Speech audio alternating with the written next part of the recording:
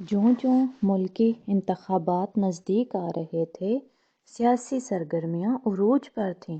بڑوں کے ساتھ نوجوان بھی پرجوش سے جہاں چند لوگ اکٹھے ہوتے، سیاست پر بحث شروع ہو جاتی۔ قاسم اور اس کے دوست بھی اپنی پسندیدہ سیاسی جماعت کے لیے بہت جوشیلے جذبات رکھتے تھے۔ ایک بار اسکول میں وقفے کے دوران ان کے گروپ کی دوسرے گروپ سے سیاسی بحث چھڑ گئی۔ ان کی پارٹی کو دوسرے گروپ والوں نے برا بھلا کہا، انہوں نے بھی مقابل گروہ کو برا بھلا کہا۔ بات ہاتھا پائی تک پہنچ گئی۔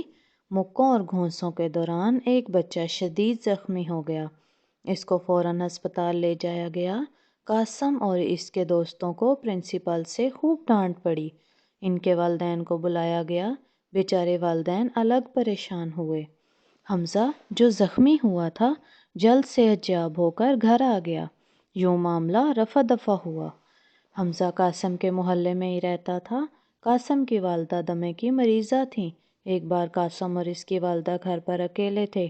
اچانک اس کی والدہ کی طبیعت خراب ہو گئی۔ ان کا انہیلر بھی نہیں مل رہا تھا۔ قاسم پریشان ہو گیا کہ کس سے مدد مانگے۔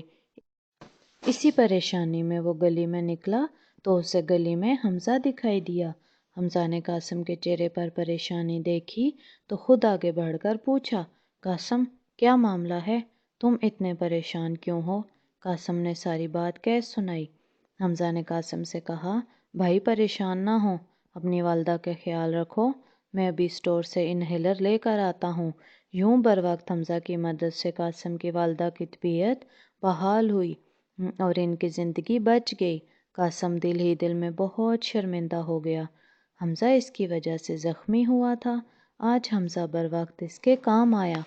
قاسم جس سیاسی جماعت کو عوام کا ہمدرد سمجھتا تھا، آج شہر میں جلسہ کرنے والی تھی۔ وہ اور اس کے دوست جلسے میں جانے والے تھے۔ صبح ہی سے بہت پرجوش تھے۔ انہوں نے خوب تیاریاں کیں، بینرز بنائے، جھنڈے اٹھائے۔ جب وہاں پہنچے، جلسہ گاہ کے گیٹ بند ہو چکے تھے۔ انہیں کسی نے جلسے میں گھسنے ہی نہیں دیا۔ جتنے ولولے کے ساتھ گئے تھے، اتنی ہی مایوسی سے واپس لوٹ آئے۔ اس دن کے بعد سے قاسم کو عقل آ گئی کہ ہم جن سیاستدانوں کی وجہ سے اپنے دوستوں اور رشتہ داروں کے ساتھ تعلقات خراب کر لیتے ہیں، ان کی نظر میں ہماری اہمیت کیڑے مکوڑوں سے زیادہ نہیں۔ وہ تو ہمیں جانتے تک نہیں، نہ کسی مصیبت میں ہماری کوئی مدد کر سکتے ہیں۔ یہ ہے سیاستدانوں کی اصلی صورت۔ اس نے حمزہ سے جا کر معافی مانگی اور آئندہ کسی سیاسی جماعت کی حمایت نہیں کی۔